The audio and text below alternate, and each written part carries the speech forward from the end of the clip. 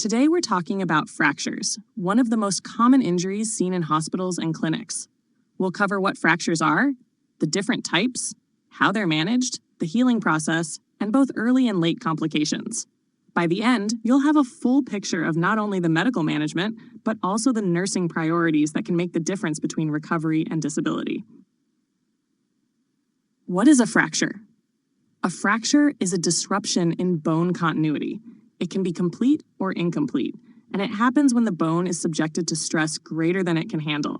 Causes include direct blows, crushing forces, twisting, or even strong muscle contractions. When bone breaks, it's not just the bone that's affected. Surrounding tissues, blood vessels, nerves, and even organs may be injured by either the force or bone fragments. Types of fractures. Fractures are named by the bone and location. For example, a distal radius fracture. They're also described by how the break looks. Green stick, partial break. Comminuted, bone shatters into multiple fragments. Fractures are also classified as closed simple, skin intact, open compound, bone breaks through skin. Open fractures are high risk for infection and are graded using the Gustillo-Anderson system. Type 1, clean wound, 1 centimeters. Type 2, larger wound, minimal tissue damage. Type 3, severe, contaminated, with vascular injury or amputation. An intra-articular fracture extends into a joint. These often need MRI for diagnosis and can lead to early arthritis.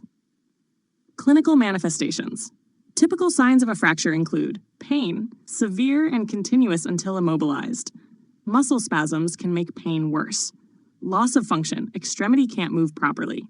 Deformity, limb looks misshapen compared to the other side. Shortening, especially in long bone fractures due to overlap of fragments.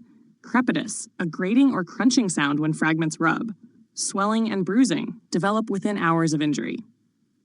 Emergency management. If a fracture is suspected, immobilize first. Splint the joints above and below. Legs can be strapped together. Arms can be bound to the chest or placed in slings. Always assess neurovascular status before and after splinting. For open fractures, cover with a sterile dressing, but do not attempt to push bone back in. In the ED, clothing is removed carefully, the extremity is moved minimally, and the wound is stabilized.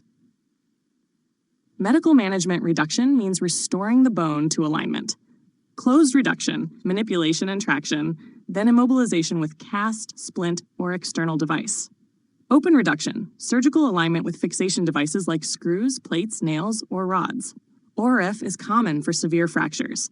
Immobilization can be external, casts, splints, traction, fixators, or internal fixation with hardware.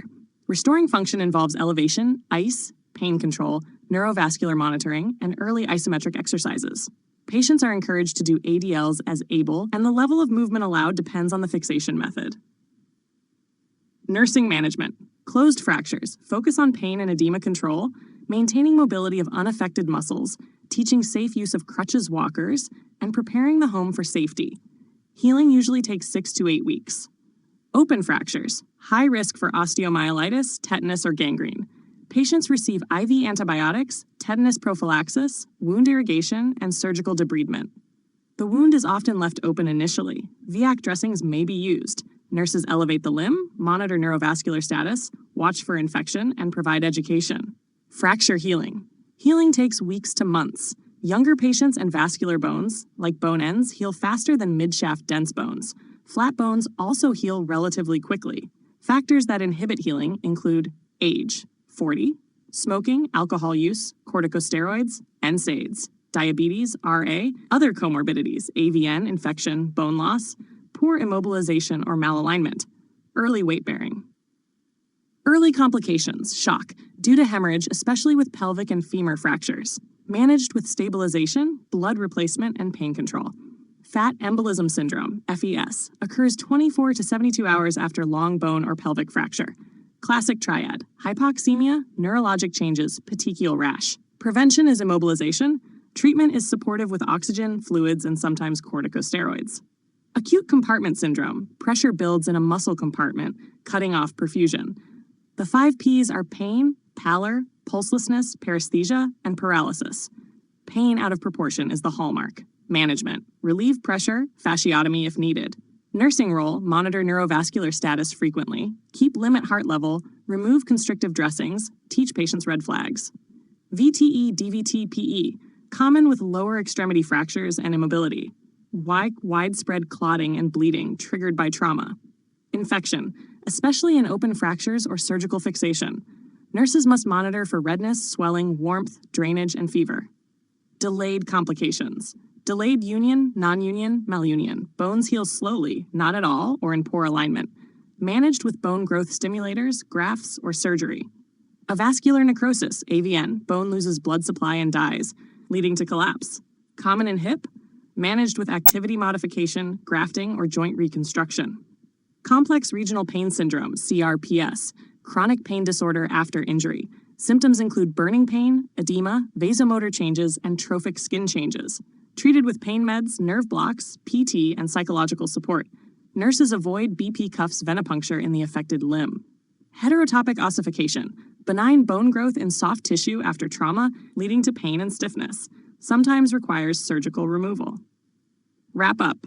So in summary, fractures aren't just broken bones. They're complex injuries that affect the whole body and can lead to life-threatening complications. Nurses are essential in early recognition, safe immobilization, monitoring, infection prevention, and patient education. From the ED to long-term rehab, our role makes recovery possible.